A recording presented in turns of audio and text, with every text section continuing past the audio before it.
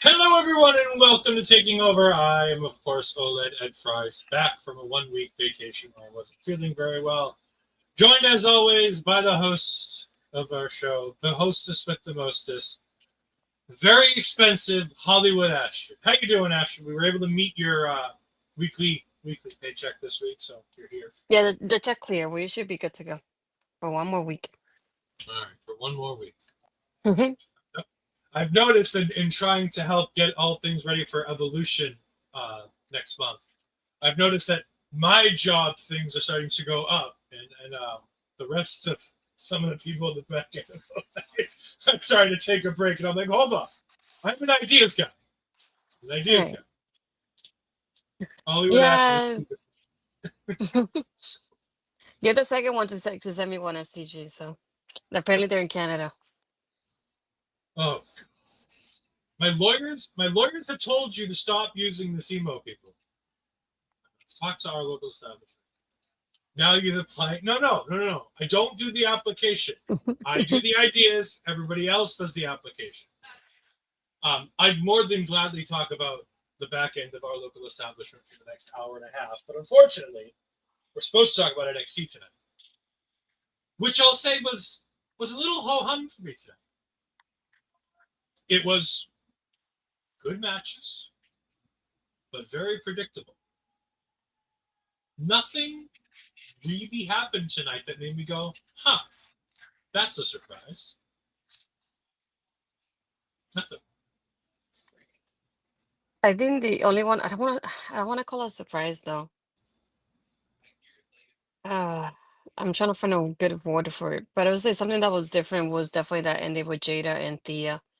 Not the outcome, but like the way it happened, if that makes sense. Yeah, it's a tried and true method of ending a professional wrestling match. I like it. It's something we haven't seen very often in NXT, Mm. so it's good. But overall, it just felt like we knew where we were going, and this show just kind of kept us on the same track with Mm-hmm. where we were going and what we were doing.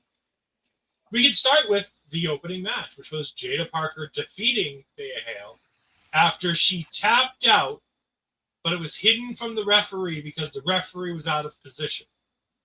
We should also make clear that it wasn't a referee's mistake. The referee Mm-hmm. was purposely out of position so that this could be the finish of the match. Because Thea lets go because she feels the tap, and then nothing happens, and she gets hit with hypnotic. And as always with Jaida Parker wrestling matches, we need to go ahead and throw this up here, especially during Pride Month. Fuck Jaida Parker and all of the things that she thinks. But no, the match is really good. I really enjoyed a lot of this match. Thea Hale still has, and I will continue to say it, the worst looking Kimura in the world.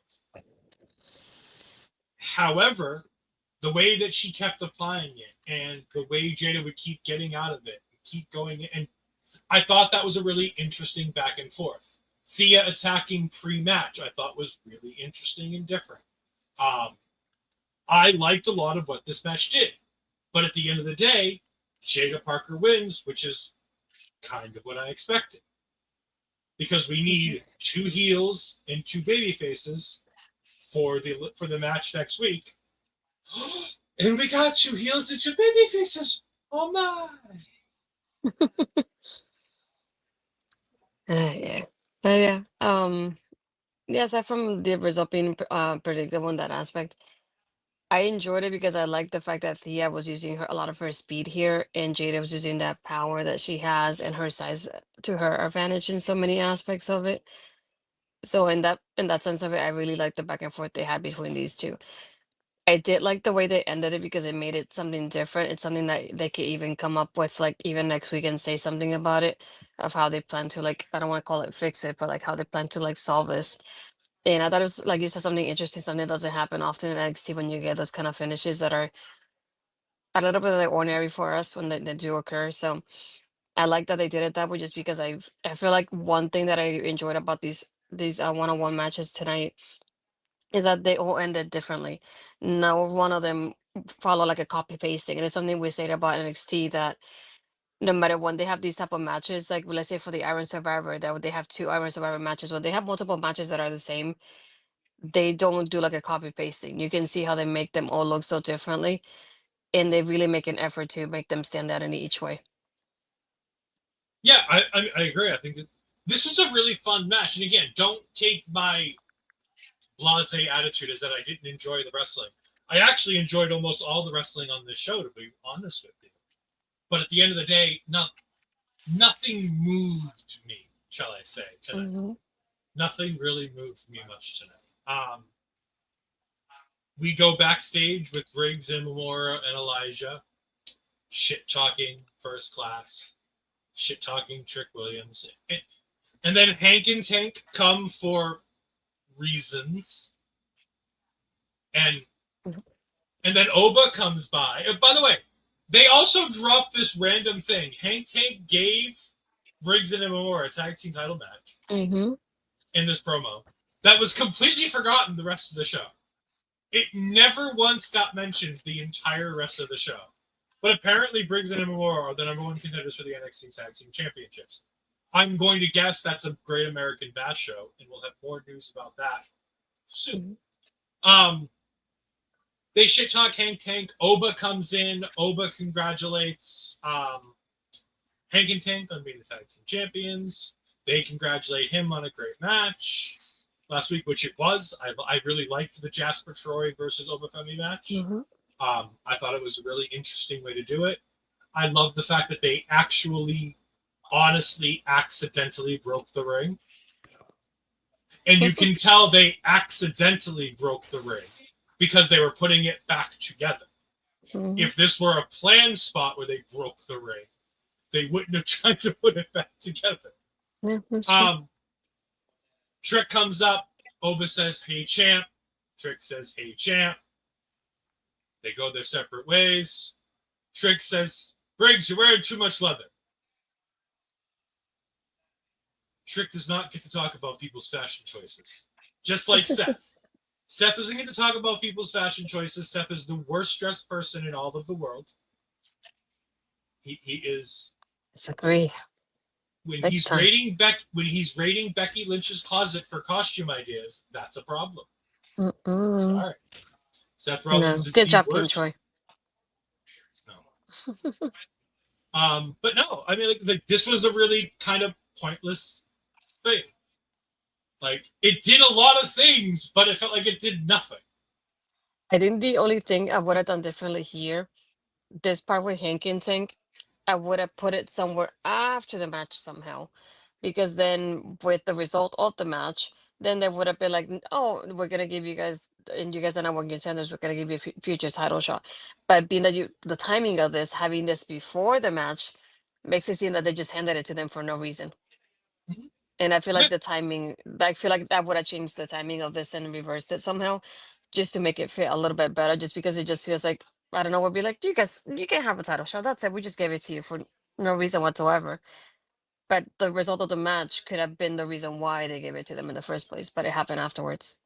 And by the way, didn't Inamura and Briggs lose the match to the Culling last week? Or am I I think so. misremembering that? I'm almost sure the Culling won that match, didn't they? I thought they did. I was going to say, I thought they did, which is, again, Yeah, they did. surprising. Yeah. So it's like, you lost the match, but yet you get the title. I'm like, Yep. none of this feels right. And Oba Femi's there, and it just doesn't feel right either. And Yeah. Oba's like, Jasper Troy is like the most hard-hitting person I've ever been in the ring with. And you just see Briggs looking through Oba Femi with daggers of anger, like, excuse you, good sir? Do you not remember last year when me, you, and Dijak had a great wrestling match at Stand and Deliver? Yeah. Seth's wardrobe is much better than listening to him cut a promo. I vastly disagree. I think Seth Rollins is one of the better promos in WWE. What kind of people do I work versus fashion and then the promo? I've never been on the Seth train for anything. His promos annoy me, and I hate his outfits. STG is indeed me and Bobby's love child. Oh my god, this is hurting All me. Right. I wasn't ignoring this, Logan, but I will put it up now just because you keep bringing it up. He could have, but there's no reason to do that. This is very telling because this is, again, the story that they're telling with Inamura.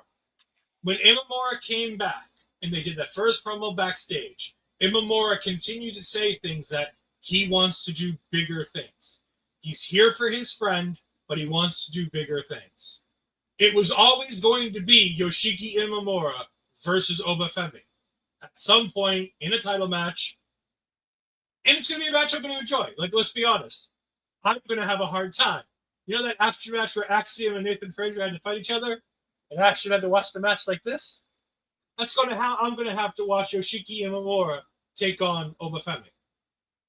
I think it's a really good idea and an interesting idea to go ahead and use Inamura to give the title match to Briggs. Trick can continue to say Briggs has done nothing to earn this. Briggs can be a nice one-off opponent. Because remember, this isn't even a title that Shawn Michaels gets to book. This is a title that TNA is booking.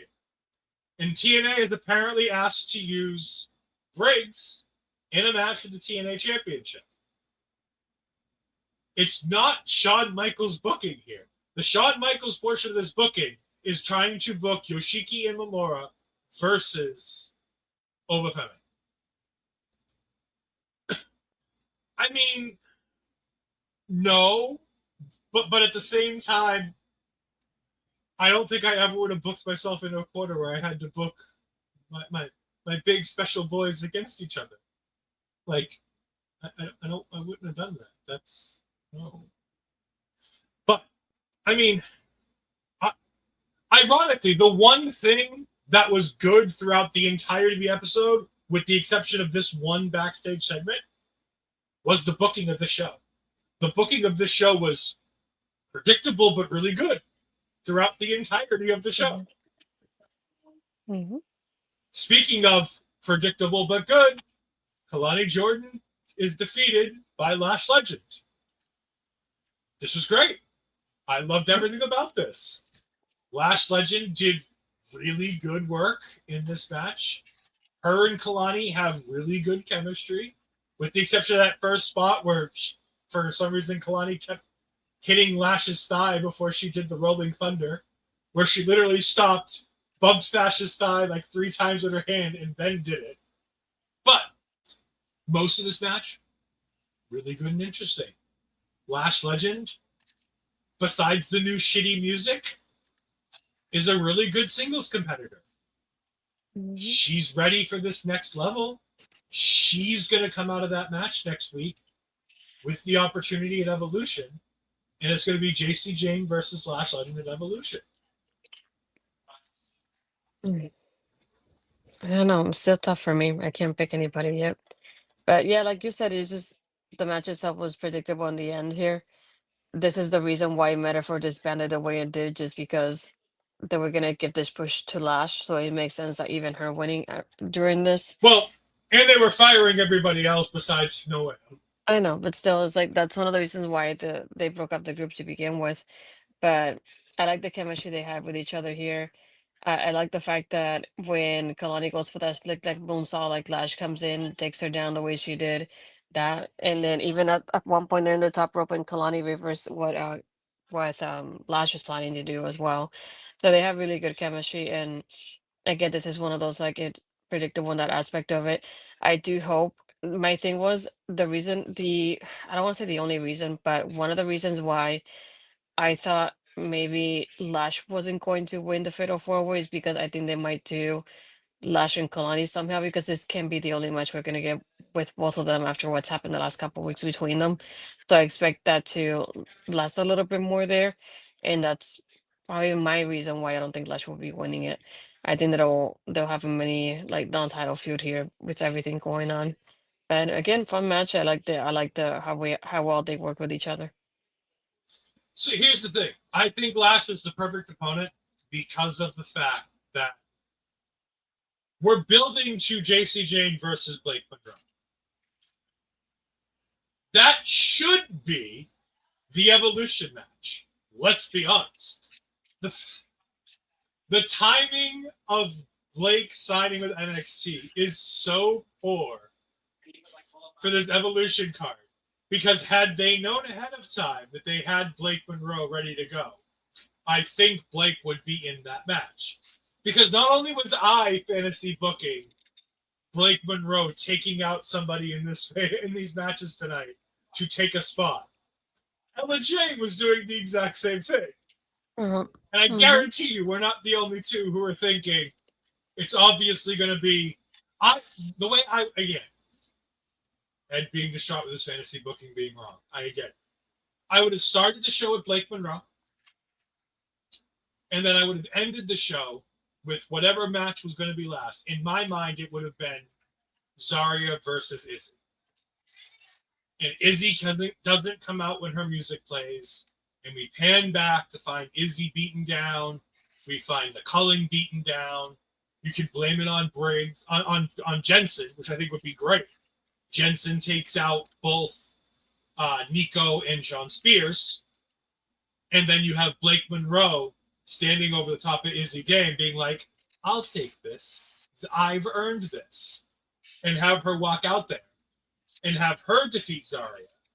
So that she can have that match. Because we end the show with booking Blake Monroe versus JCJ. But we have this massive roadblock of the biggest women's pay-per-view for WWE in the last 5 years.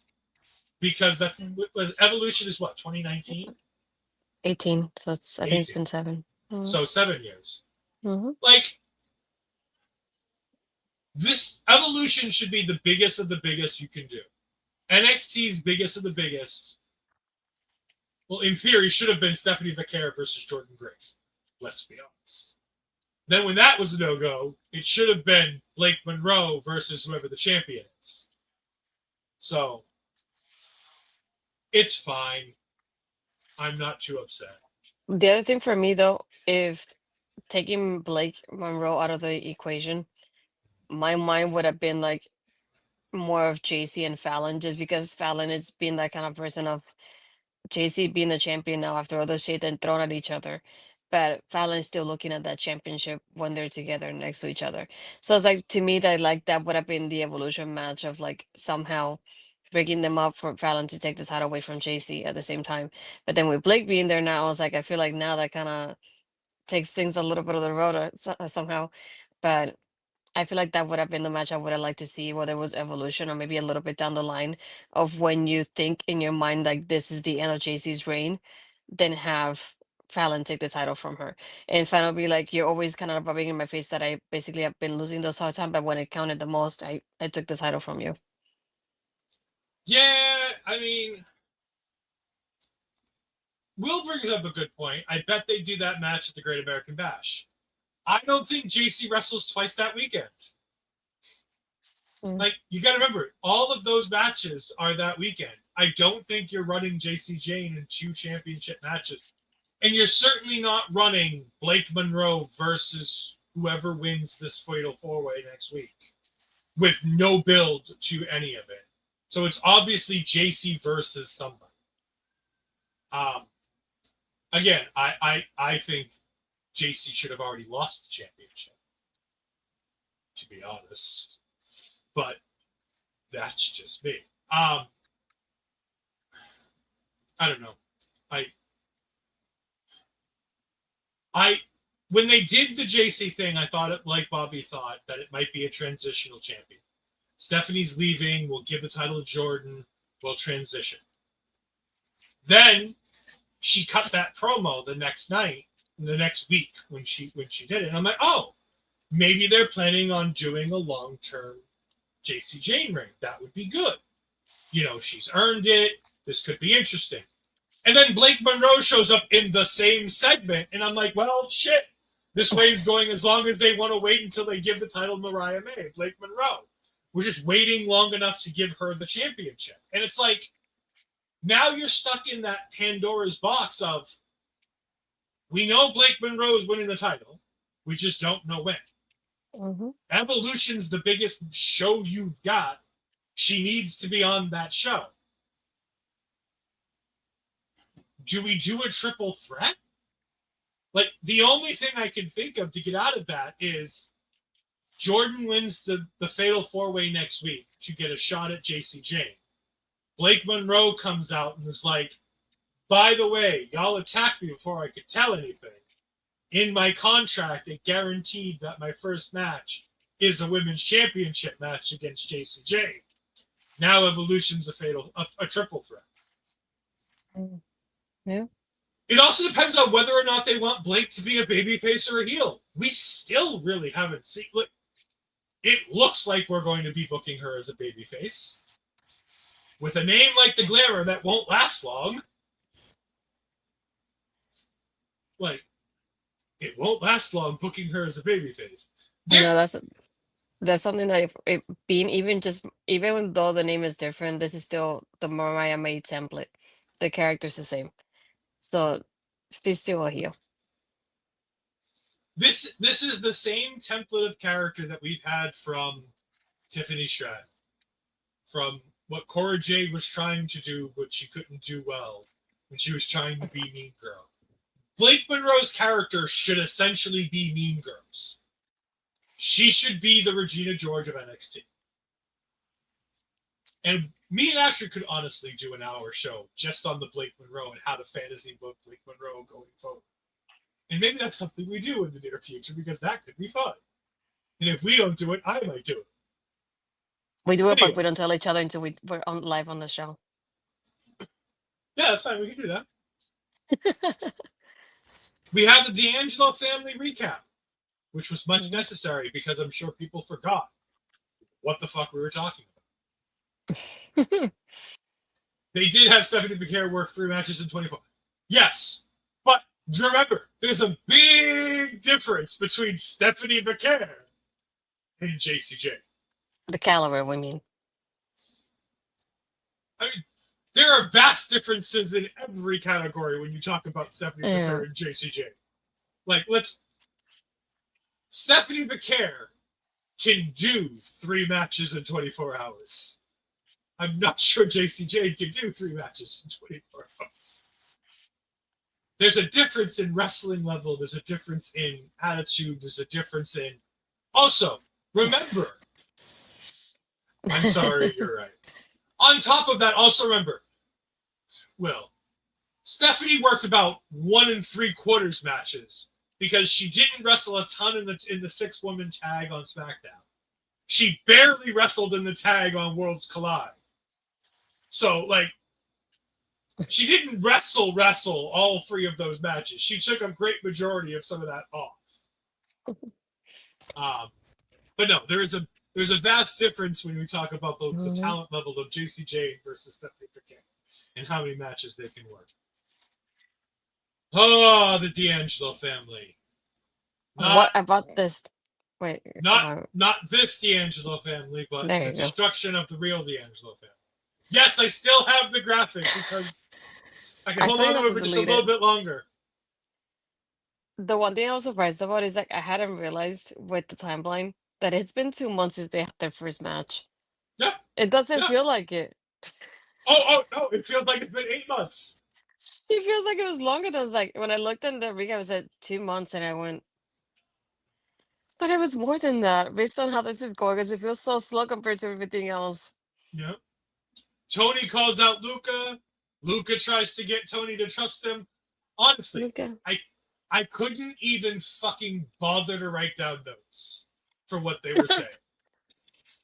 Tony's giving Luca reasons why he doesn't trust him. Luca's got reasons for Tony to trust him. It's real standard copy-paste bullshit. Out comes Stacks with his own family of jabronis who all look like performance center talent that I've never seen before. They're not Evolve talent. I know that for sure. They're not ID talent.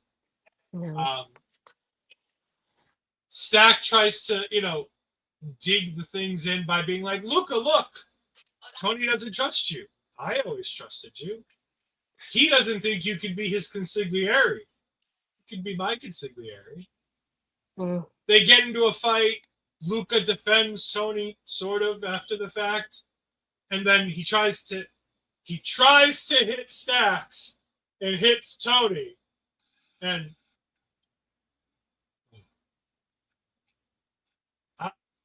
this was well booked, but they literally were just like, just fucking do whatever you want. We don't care.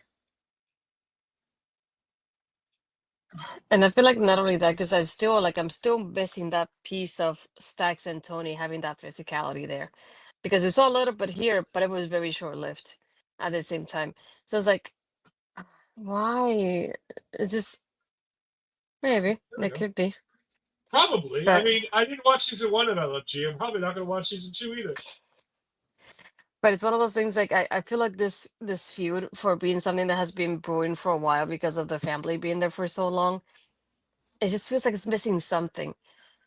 And I think the absence of Stacks being on and off TV, not being consistently booked either. We still don't have Rizzo on TV either. So it's like I feel like there's so many bits and pieces that they could have done better with the timing here that have affected the storyline, because it's not one of those like even though we already predicted it was going to happen, at the same time we were kind of like disappointed by like the aftermath of the whole D'Angelo family and how everything went down. Yeah, it's this could have been a really great feud, and it's been fucking awful. And it's funny because all of these guys are relatively good. Like, Tony's great. I've remember the days where I said Tony D'Angelo, this bullshit gimmick will never get over? Yeah, I was wrong about that. Stacks is good. Stacks can cut a promo. He was good tonight. But tonight was about rubbing it in and getting Luca to turn more than it was about Stacks being mad at Tony. Like, it just fucking sucks. Like, this whole feud just sucks, and I want it to be done and over with. Just let everybody turn next time they fight and call it a day. And end this feud and send Tony to fucking SmackDown or Evolve or anywhere but here, because we need to get them two separated. Because if they don't, they're going to continue fucking telling this story over the next 8 months, and I'm going to hate it. Hey, Joe's here. Hello, Joe. Thank you for joining us. We greatly appreciate it. But before we go on with the rest of this show, we want to tell you what you can see the rest of this week on our local establishment. We'll be back in just a minute. Here's the calendar. Never gonna stop, never gonna change, never gonna do the things you say. I run my own way to get there. Things are calling that I don't seem to care. In the air, no more crowd, just the opposite kind of few clouds. So tell me this time is coming, for the sake of all your lies. Why don't you try to be wise? Now that I need you, why?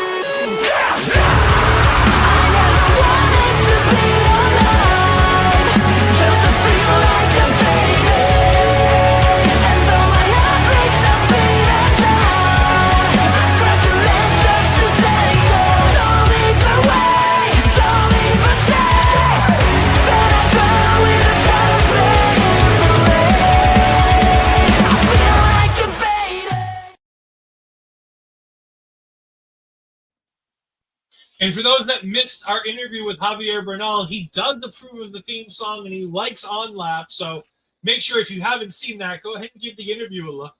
It is in the playlist here on our local establishment. Me and Asher had a lot of fun talking to Core Kid Javi, formerly known as Javier Bernal, Big Body Javi. It was a great time. I really enjoyed it. But thank you all for joining us tonight. We go backstage again where Casey Navarro, First Class, says that he can't wrestle. Which I'm like, no, that's Top Dollar next to you. He's the one who can't wrestle. But either way, Trick is very upset, being like, well, what are we going to do? What are we going to do? They're like, don't worry. This is First Class. And apparently First Class doesn't bring problems. They apparently bring solutions. I don't know if this is a catchphrase or something that they do on TNA, but it sucks. However, their fill-in for Casey Navarro is indeed Wesley of the High Rise, which was interesting. And I like how Wesley's like, look, Trick, I know you and I, we got some issues. We got some problems. And he's like, you know what? I'm sorry for all the things I did to you, Wes. I apologize. It's me. I was tricking out. I apologize. They become friends again. They all hug because heels will be heels. And I'm like, great. There'll be as many people on the outside of the ring as there are on the inside of the ring for the first class out. So that's not going to be problematic at all during that wrestling match. Why does this want to start another ad? I just played an ad on Twitch. Fuck you, Twitch. Sorry. Back in during the calendar, I ran a Twitch ad, which is supposedly, I thought, going to stop the ads from rolling for a while. Twitch is like, no, we need to run another minute ad. I'm like, but I just ran ads. Speaking But if you of sub, you don't things get any ads. Yes, if you do sub, you won't get any ads, and we would appreciate that. Those of you on the YouTube side, like the video, subscribe. Okay. After, because I've been talking a lot about things first, I want you to talk about this Chase U segment before I go ahead and tear it to shreds. I want to say, though, I was really bummed because I really wanted to see Casey Navarro in NXT somehow. Why? We will at some point. I Like, know, is he but still. Hasn't he been wrestling in TNA? That's what I thought. That's what I thought was strange. I definitely have to look back at the timeline of when the tapings happened. But yeah, I thought it was pretty weird. But anyway. So this was, I don't even know what to call it. Because I don't want to call it strange. That's the word I can think of. Because what the heck was this? I have no idea what this segment was supposed to be. Because Train wreck? Because it's that reintroduction of Chase U. They're back, and he's like, "Yeah, I'm introducing Uriah Cottis and Kill Dixon," and the kid just asks too many questions, and he leaves because Andre doesn't want to answer the questions. It doesn't want him. He doesn't want to even like have him ask the questions to begin with. And I just went, "What was the point of that?" Because I don't get it. I really don't. Yeah. So they introduced him as the new Chase U, and I'm like, all right, cool. Like, I still don't like Kale Dixon, but it's fine. I can get over it. It's no big deal. He has a shitty name, and I barely ever remember it, but fine. And then Andre's trying to give the pep talk. And Kale's looking through some book. And he tries to ask questions, and Andre's like, just wait, I'll get to you in a minute. And he keeps putting his hands up to ask a question. And Andre goes off at him, and he's like, look, Chase U doesn't adapt to you. You adapt to Chase U. And Kale's like, fine, I had my feelings hurt. I'm a Gen millennial, whatever the fuck that shitty generation is that Kale Dixon's a part of. That's not my generation. And packs up his book bag and just walks the fuck out of class. And Uriah Connors is just like looking around, and he says something to Andre Chase, and I had given up on this segment at that point. I was like, I don't even fucking care what you said. Like, what the fuck are they doing? Like, I don't know. No, I am not a millennial. I am a zillennial. I am halfway to Gen Z and a millennial. I am a zillennial. I am a micro generation. I do not identify with those shitty millennials. Do not lump me with them. No, I am not, Bobby. And yeah, I saw that you foresaw that I would say that because you typed it before I even said it. No, I am not that shitty generation. I am not. I refuse. I am a zillennial. I am born in 84. I had computers after I was in middle school, not before. Hulk Vance is funny, which is great. I love Joe. Joe's great. We love having Joe here. God, this segment sucked. Speaking of segments that sucked, we then had Ethan Page and his children, otherwise known as the Vanity Project. Jackson Drake, the Evolve champion, the men's Evolve champion, and Swipe Right. They are indeed Ethan's children. They're still here with Ethan Page, which is interesting. Because I can explain this. Because they are exactly the kind of people that Ethan Page would want to hang out with. I know, but I don't want to see them with Ethan. No. Because these are exactly the kind of people that Ethan will teach the ropes to. Like, on an indie show, this is the exact group of people that would all get along together. Not because Ethan Page is like these young douchebags, but because Ethan Page is an older douchebag who is all about himself, and so are they. And he'd find the kindred spirit between them all. I don't freaking care about them. I don't want to see them on screen with Ethan. I really don't. Ricky Saints comes in, and I think he says that he's coming for Ethan Page next week. I can't tell because he still can't talk, which is a problem. Mm-hmm. The Vanity Project, more importantly, Jackson Drake and Ricky Smokes, tell him, if you want to get to Ethan, you have to go through me and the Vanity Project.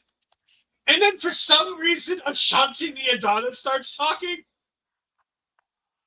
Oh And my god, that made it even worse. And then honestly, it made me think, fuck, if Ashanti the Adonis is here, why wasn't he the tag team partner from First Class? Because of him and Top Dollar. Like, why wasn't he the fill-in? Because that would make more sense.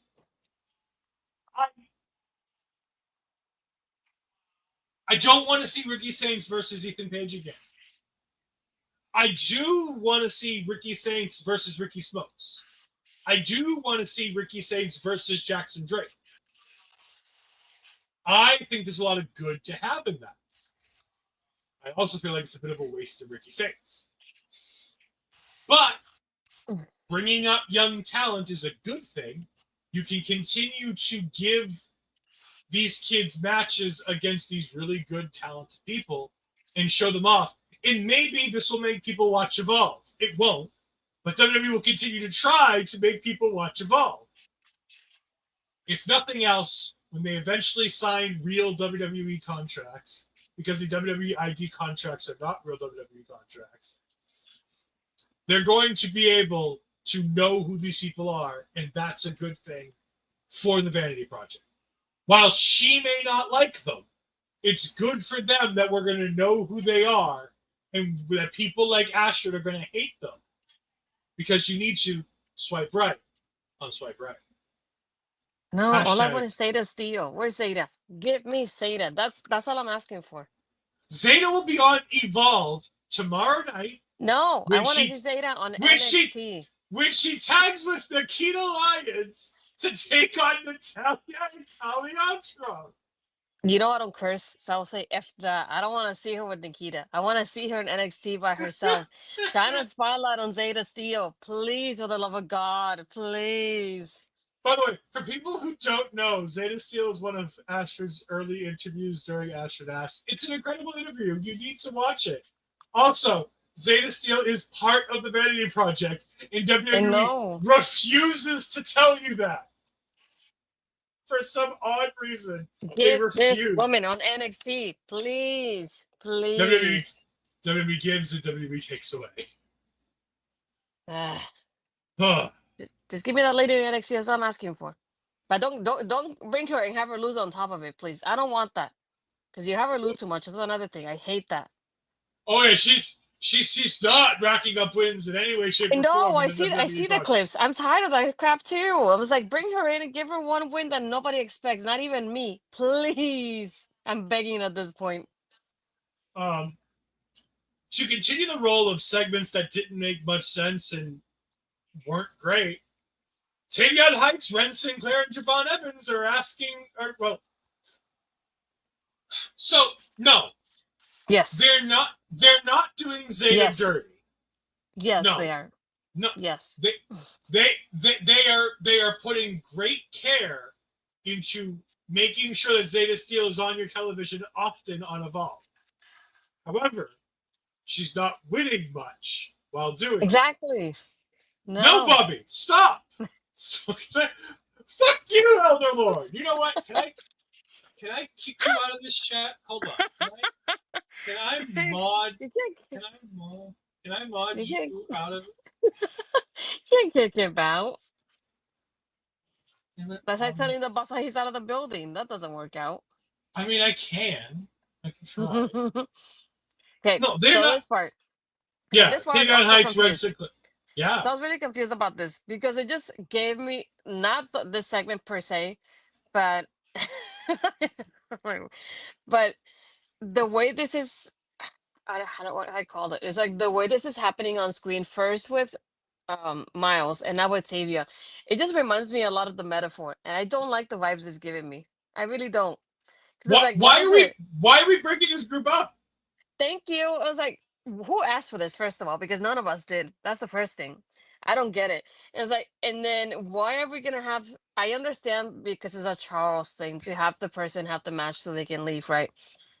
But why are we doing this of like breaking them up this way to begin with? I just don't understand. It reminds me of what happened with Metaphor, like in backstage before the other two got released. I don't like the vibe this is giving me. Like, what's the point of doing this? Because I don't get it. I really don't. In my in WWE's defense, and there's not much we can defend them on with this. At least they're doing this one on television. They're telling us a story with this one, but it's a shitty story. It's a shitty story. What's the point? It's just like, if the group is doing well and people like the group, what would you have them break up? It just, that's something that I don't understand. When something is going really well, they want to like end it somehow, and it's like, why? It's going well. If it wasn't going well, I would get why you want to cut it out. But what's the point with this group? Like, they could have had Miles still within the group while getting a spotlight on himself for himself. You don't have to kick him out of the group for that. By the way, Miles is still nowhere to be seen. And why is Tavion taking on Javon to still be in the group? No, it's like if he wins, then he gets out of the group.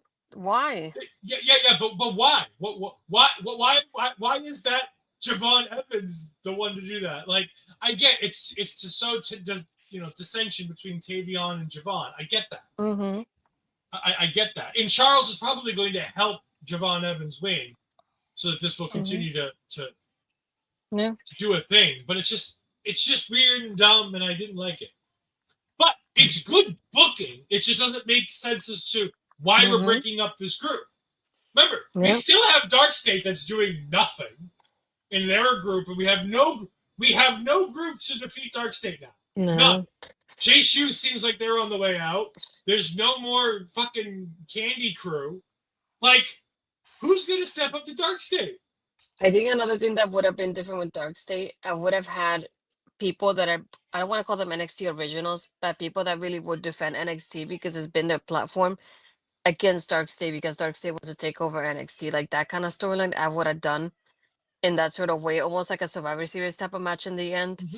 Of like, yeah, NXT is like my home. NXT helped me grow, so I'm gonna fight for NXT against Dark State, and have, even if you have 4 singles competitors go against Dark State or a whole group, something to get people to defend NXT because of what Dark State is doing, and still nothing's happening there. What's the point?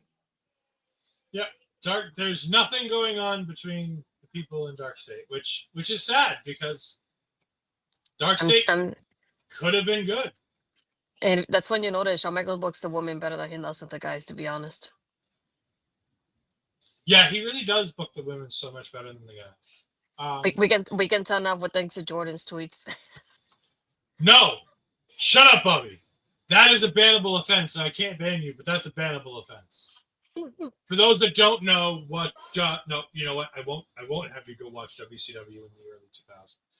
The Warrior went to take on Hulk Hogan during the height of the NWO, and so to take on the NWO, he became the One Warrior Nation, which is the NWO backwards, because WCW 2000. Sure. Hi. Hi, Millie. Hope Allison's stream is going well. Thank you for lurking. We greatly appreciate it. We then got the match between Inamura, Elijah, and Briggs, taking on and defeating Wesley, Trick Williams, and Flop Dollar. This was a clusterfuck. It was good. I liked a lot of what happened here.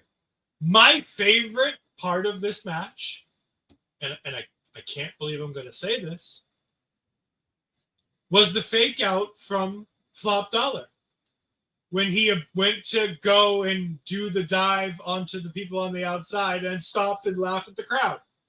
I bought it. I thought that was great. That's my favorite part of this match. There's a problem. if that's the favorite part of this match for you, it doesn't say much about the rest of this match.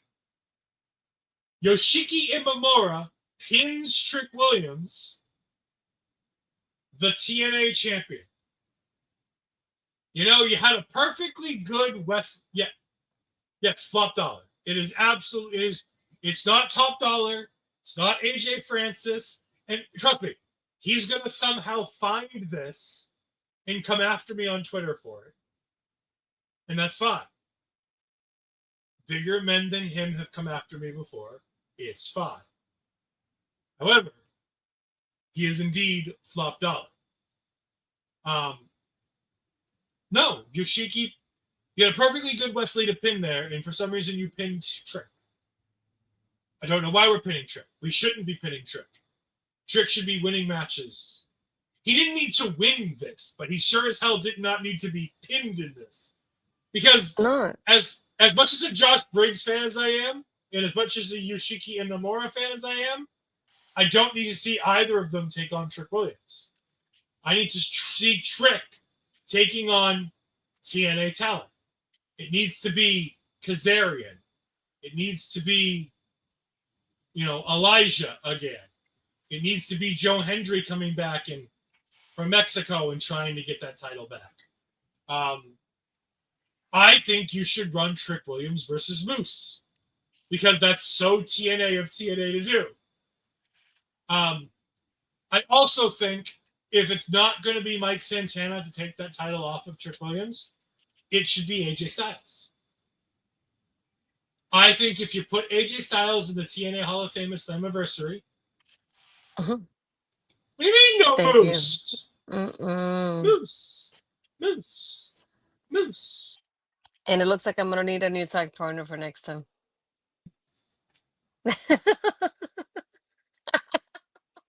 I wish you guys could see it though.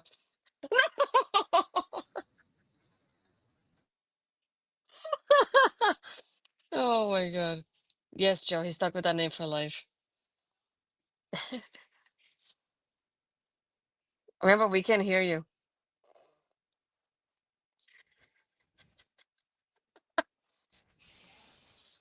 Bobby here with all the bad takes tonight. I mean, I don't like Moose either, but there's nothing more TNA than TNA running Moose versus somebody who's actually popular. That's why I suggested that match, because there's nothing more TNA than that. Tell me I'm wrong. No. He's gonna play the clip now. I've got a clip. And I mean, folks, where's the lie? I mean, you can't tell me where the lie is. It's fine. Oh, you gotta play my favorite clip. If you're gonna play that one at least. Oh, I don't like this one. Tell me when I'm telling lies. Why not? I love the father-daughter dynamic. Would you rather this one? Sorry, his outfit is too rad. We can't play that clip. I'm apologize. Thoughts on the six-man tag? Yeah, to me the thing I would have done with this one is if you're gonna have Labdala here in West, have one of them get pinned. There's a reason why you have two other people aside from the champion that you could have had options to get pinned in here. Because if it was a one-on-one, I would understand if that happened. But if you have multiple people here, why is Trick getting pinned of all people? I don't get it. Especially from Inamura. It's like you have Inamura and Briggs focusing on being a tag team, getting a title shot from Hank and Tank earlier in the show, mind you. So why'd you have him get pinned, making them go towards the singles championship when they just got a tag team one? It's like, pick a lane, sweetheart, because there's two. You're going for two at the same time here. And I'm not a fan. And I like the idea of Inamura getting bigger things. Like he's like, think bigger, and he's like, I want the, there's a segment later where he's like, look, you can have the TNA title match. I want a match against Obafemi. And I'm like, that makes sense. Like ever since he's come back, he's been like, I'm here for you, Briggs, but I want to think bigger. And it's like, they're not thinking about the tag team titles. Inamura is thinking about a singles run, which is fine. I don't mind breaking these two up positively, being like, look, we're going to go on our own little singles journeys and still be friends. Like, that makes a bunch of sense. We had Zaruka talking backstage about their TikToks and their Instagrams and their Facebooks and whatever the fuck else they post. And Tatum tries to come up behind them, and I messaged Millie and I said, oh, look, Tatum's going to feel ignored and cost Zaria the match. We moved to the match where Izzy Dave beats Zaria because Tatum squeezed Soul and she yelled, so Zaria got distracted and she lost to Izzy Dave. Look, I'm right. But no, I thought the match was great. I thought this was Izzy Dame's best match by leaps and bounds. Right? The one thing the culling has done is it has made Izzy feel like a threat. Izzy feels like a complete character now. Also, she's not wearing green. Wait, you forgot to play something for you. I'm right! I'm right! I'm in the right! But I was gonna say the same thing, but watching her in this match with Zaria though, I just kept thinking Izzy has grown so much from that girl that we just paired up with Kiana and doing this and wearing green all the time so we can know who she was. Through the way she was here. She was moving like such a powerhouse with her big boots and the way like she was hitting those power moves that I was just like, where has this girl been this whole time? Because she was doing amazing in this match. I was so surprised, and they have really really good chemistry here too. I kept thinking this is one of Izzy's best matches that I've seen so far. And it showed me how much she has grown because in my mind I just kept thinking, how did you go from the girl that was teaming up with Kiana to where you are now? Like, that's a lot of growth. Yeah, no, I thought Izzy was sensational here. The chemistry between the two of them was really good. We've talked a lot about Zaria and the issues with chemistry that she's had with some people. She had fantastic chemistry with Izzy tonight. This match was perfect. Not perfect as in like it was a great match, as it was a perfect matchup of two people. The power on both sides really did. Yeah, I thought that was funny. He's got wrong takes all night, but that's kind of funny. No, I really thought this was great. And including Tatum in it, and we get a Tatum section later where she's trying to explain herself, and Zaria's like, no, I don't want to hear it. And then Izzy comes through and she's like, look, I told you they're not your friends. They don't care about you. And Tatum goes off towards Izzy, and Zaria stops Soul. She's like, oh, let her go. It's fine. It's also nice that I sent Millie the picture of the Zaruka shirt, which they now have merch. It's a half and half face shirt of Zaria and Soul Ruka. And she goes, great. They're giving the merch right before they break them up. And I'm like, yep, get it while you can. Get it while you can. Wait, you can get it from here when you can.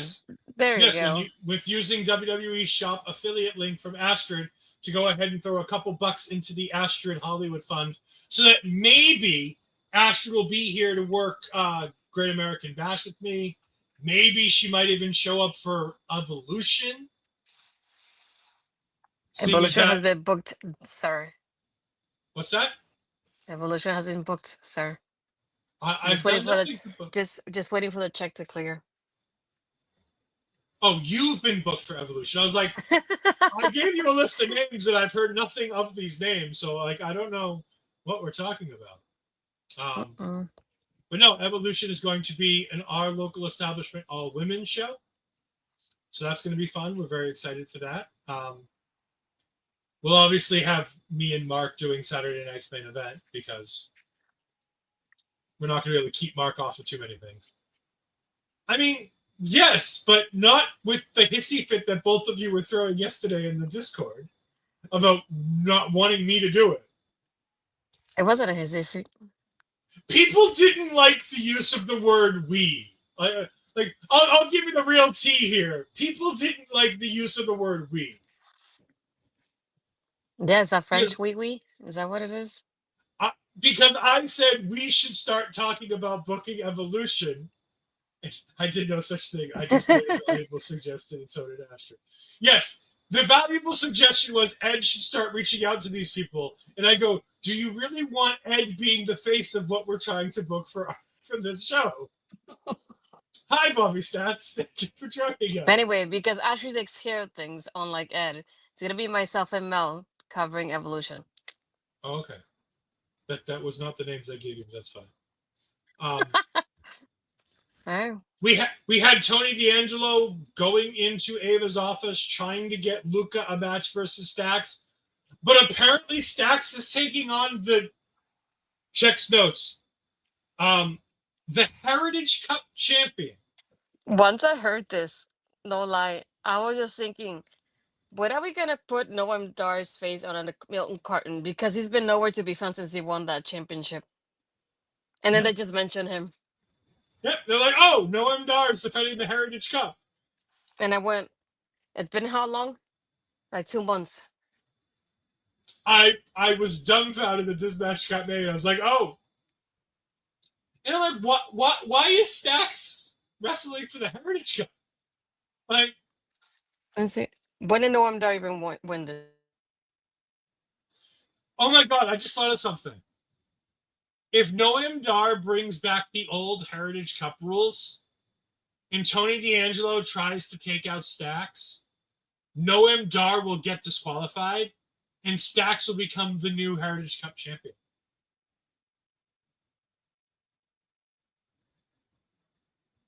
That's a scary thought. Lola Vice came out to the ring, and we have footage of Thea Hale when that happened. Regan said she's very afraid of heights. She's scared. I looked it up. He won the title April 18th. Yeah. It's Has almost defended this amount of times ever since. Yeah, it's almost 2 months. Yeah. They remembered. 3 hats in the back. Shawn picks a name out of the hat, and then another name for a different hat, and then a stipulation for the third. There's your match logic. No, that's not what happens in WWE. That may happen in other companies, PPW, but that's not what happens here.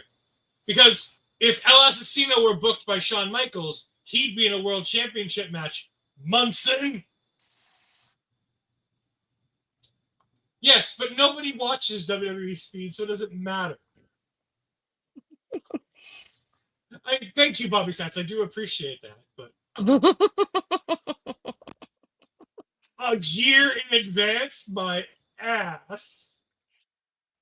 My ass. Jordynne Grace versus Lola Vice. Actually, what you got? I feel like it wasn't bad. I really liked the chemistry they had too on this one. So I was like, and again, this was one of those that having Jordynne here, you can't not have her be a part of this somehow. So she had to have won the match somehow. Yeah, I felt like they did really well together though. Just predictable in the end with Jordynne winning as well. But like I said earlier, it was like I do like the fact that every finish was different in this match with Zaria. We get the distraction with Jaida and Thea, we get the tapping, and with Jordynne, we get a regular finish to the match in itself. So it's like I like how they each had that type of story here. It's like, and I would prefer having Jordynne in a title match than Lola anytime. So I'm very happy, please. Cue Mike the Ref, justice for Lola. No, I thought this was great. I thought Jordynne Grace was the perfect base for Lola Vice, especially coming out of Worlds Collide. I thought it was great that they. This was a fantastic way of storytelling for Lola Vice, letting her do all those MMA submissions to break down different parts of Jordynne's body. It was at one point, Vic was on the call and he goes, Jordynne Grace gets up and she's holding her leg, her stomach, and her arm. And I'm like, yeah, that's because she kept having the different submissions. Like, so sounds funny. She grabs her leg and then she grabs her stomach and then she grabs her arm because Lola's working all of these. That stretch muffler suplex thingy that Jordynne Grace did, mwah, chef's kiss. I love that. And is this a new name or is this just them changing the name into the name of Jordynne's submission? What is it? Battle Gear or some? They gave a name to her fucking finish tonight, and I couldn't remember for life. And they kept saying it. But they kept saying it on the broadcast. And like Will said, it's a new theme. Yes, a soul for a soul indeed. You know what though? I'll gladly lose Jordynne Grace's theme to have back the real Asuka theme any day of the week. Because Asuka's theme is a bop. I know, but I'm still gonna miss Jordynne's though. Holla! You know what? If you miss Jordynne's theme, just go ahead and listen to Scott Steiner's theme. They're the same. No. They're essentially the same. I don't care for him though. We had a Noam Dar video package so that people remember who the fuck Noam Dar actually is. That was and nice. that he's champion. It was a good video package. I really like this. I just wish it wouldn't have come after 2 months later after having seen him last. Okay. Then came out Blake Monroe for her segment. I liked the use of Bobby Roode's little spin platform for her. I thought that was kind of cute. I'm not a big fan of the... Though I don't like it because it's so awkward the way she does it at times. Because it's like if she were to like be seductive before she does it, it's like right away. And I'm like, don't do that. It feels weird. I don't like when she does it. And for somebody who was a model before being a wrestler, it just like I don't know why, because she didn't see, as an outsider looking in, she didn't seem this awkward in AEW. So what's the difference between this and there? You know what I'm saying? Like like I said, I'm an outsider. I didn't watch a ton of these segments, but every time I did watch, I never saw her feeling like she looked awkward when she did these things. Mm-hmm. She came out to the ring. She signs her contract. By the way, her music, great. I love it. No notes. I want to listen to it again though. It's not bad. I didn't hear it and go, "Oh God, this is awful." Which is what I thought I was going to do because It didn't say the glamour or anything like that beforehand. It did. It does right at the beginning. The glamour never fades is the opening thing to this. Yeah. No, Astrid. It does. It says the glamour never fades right before the music starts. Oh yeah. Predictable. It's Def Rebel. What are you gonna do? I know. It's fucking Def Rebel. For the love of God, WWE, you paid Tool $1 to do fucking the other theme. Can you pay $20 to CFO to let them come back? Like, for the love of God, pay CFO and bring them back, because CFO dollar sign themes. Dollar sign. Terrible Toxic comes out. They try to run down Blake. Blake gives a one-liner back. They start to fight. And then Blake Monroe goes through a table. That is indeed one way to book your newest star. Mm-hmm. No, Bobby, that statement is so bad, I'm not even going to put it on the screen. Which means Ash will put it on in 3, 2, 1. Oh, she didn't. I figured she would take that opportunity to put it up there. I mean, this is fine, but I don't know why we're booking JC Jane against the Glamour, Blake Monroe, while we're trying to book a big match for Evolution. Like,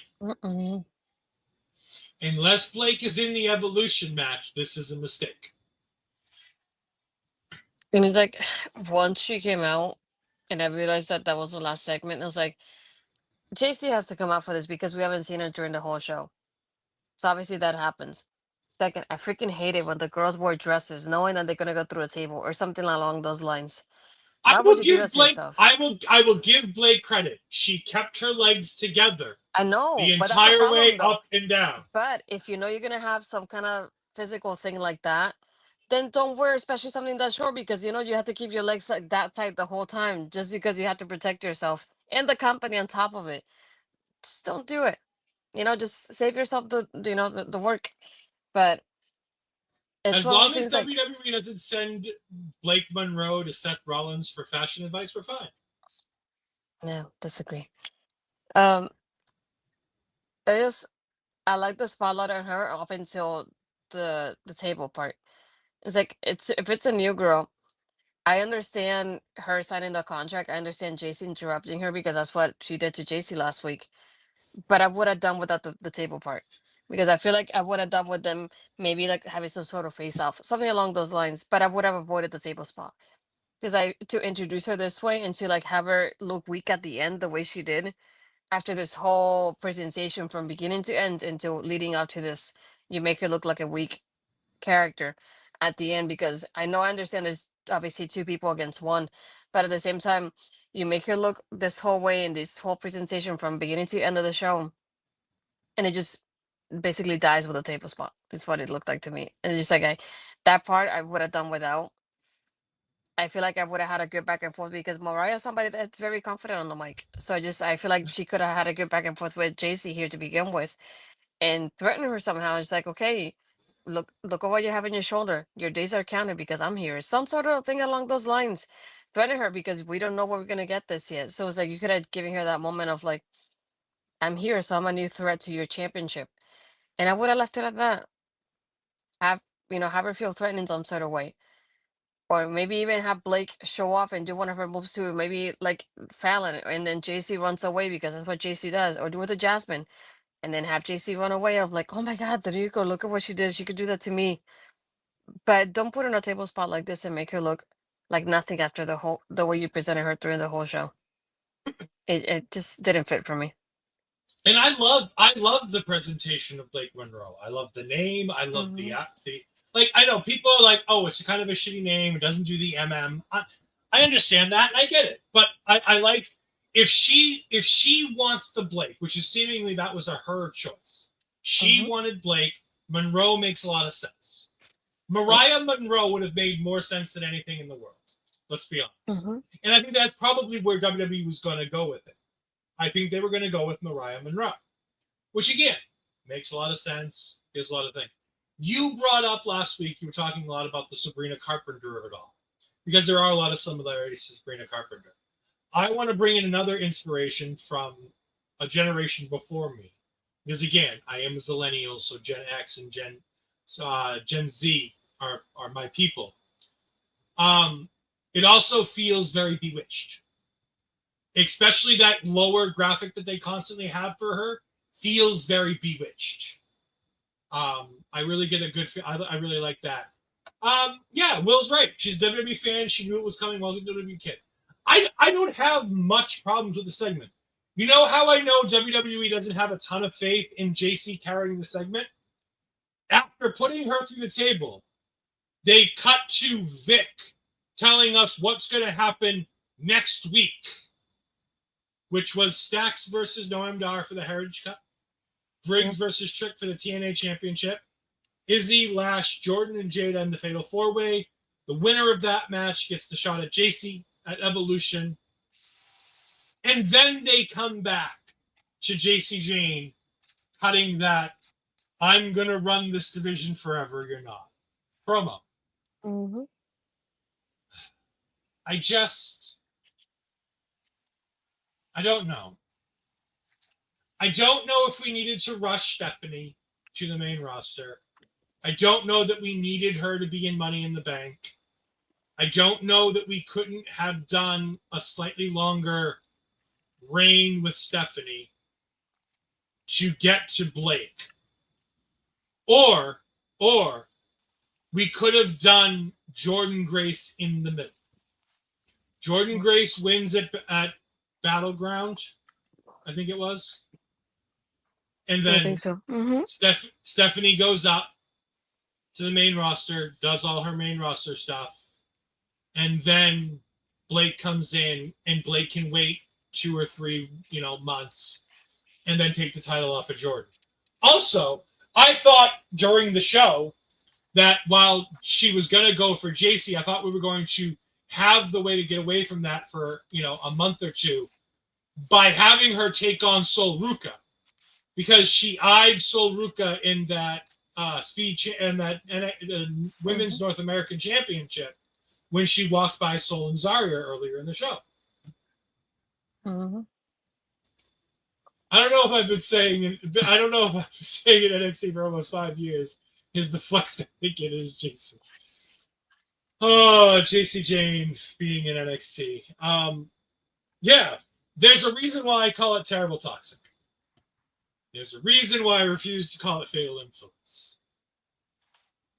That was NXT. The wrestling on this show was great. But there were a lot of awkward things about the rest of the show that made this a kind of missable show. On top of it, Blake Monroe felt like an afterthought. Because she came out, she didn't cut a promo, she just signed the contract, and then we had... Well, she did have like a mini promo. Oh, did she? I was bouncing around back and forth, so I may have missed it. I listened to her song.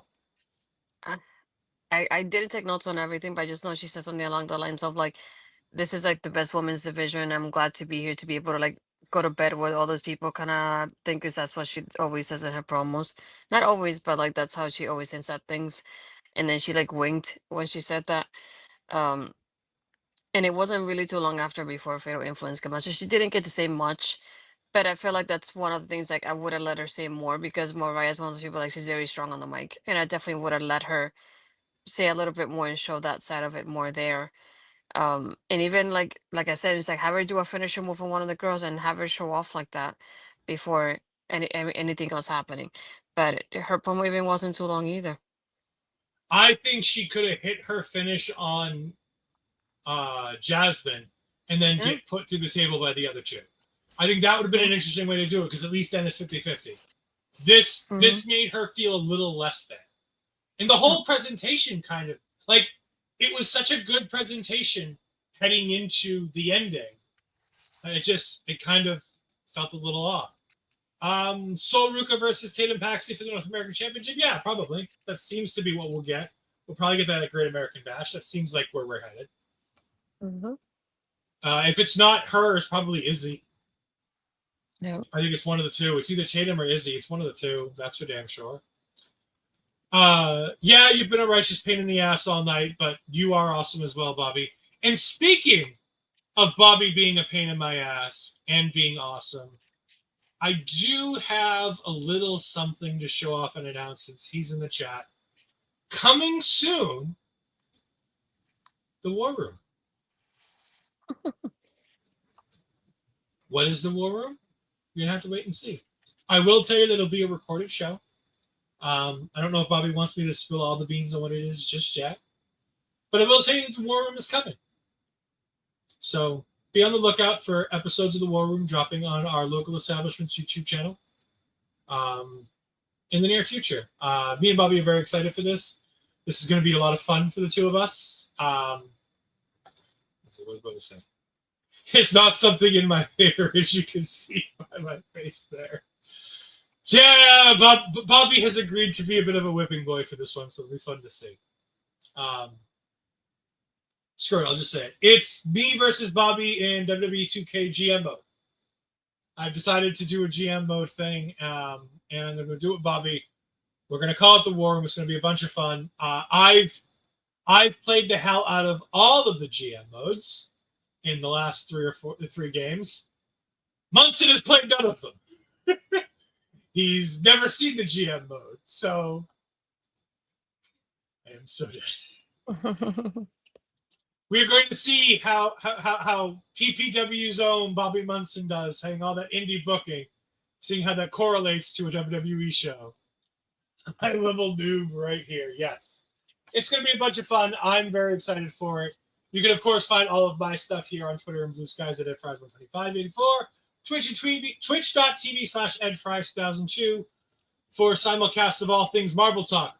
Marvel Talk schedule has had another change because Disney has fucked with us again. Me and Andre will be back for Marvel Talk on June 24th for the first 3 episodes of Ironheart. We have the names of these episodes, and they are as follows. They are going to be Take Me Home, Will a real Natalie please stand up? We in Danger Girl, Bad Magic, Karma's a Glitch, and Into the Past. Sorry, the past is the past. I'm sorry. The first 3 of those episodes will air on June 24th. So that means we'll have our review on June 25th.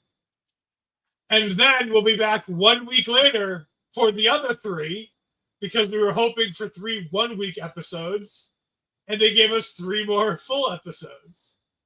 So happy Canada Day to everybody. You get to spend it with our local establishment.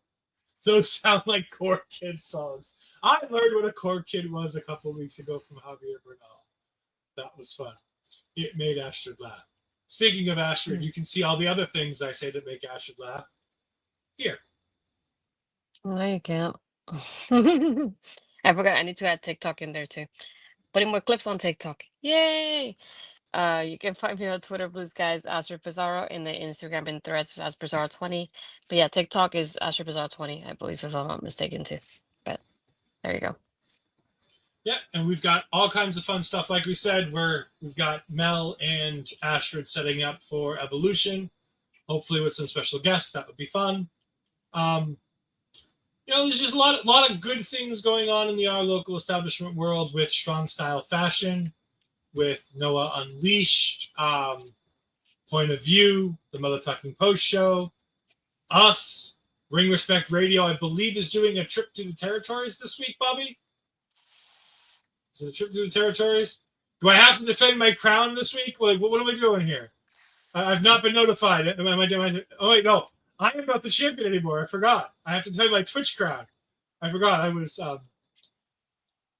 We have things to talk about with the on-air crown. It is a PPW preview. Okay. Hopefully, El Assassino will be in the main event of this show. He probably won't be, because the booking committee over there at PPW doesn't like my man El Assassino, who is the greatest luchador of all time, not Dominic Mysterio. But of course, you can find us right here, Our Local Establishment, every week. In Our Local Establishment, you can find at Ole Podcasts on all forms of social media, on YouTube and Twitch at Our Local Establishment. Please make sure if you're watching this on YouTube that you like, subscribe, give us a comment. Tell us what you thought of this episode if you're watching on replay. Make sure you go over to Ash Bizarro's channel at Astrid Bizarro on YouTube to go ahead and like and subscribe over there too. She's just over 300 subscribers over there. She's looking for more. So hopefully you guys can continue doing that. Hopefully there'll be an Astrid Ask coming at some point soon. That would be fun too. No? Maybe not. El Assassino has been on my show too much already. Crickets. All right. Well, for myself, for Ash Bizarro, thank you for joining us. We greatly appreciate it. We'll see you next week. Goodbye. I am in misery.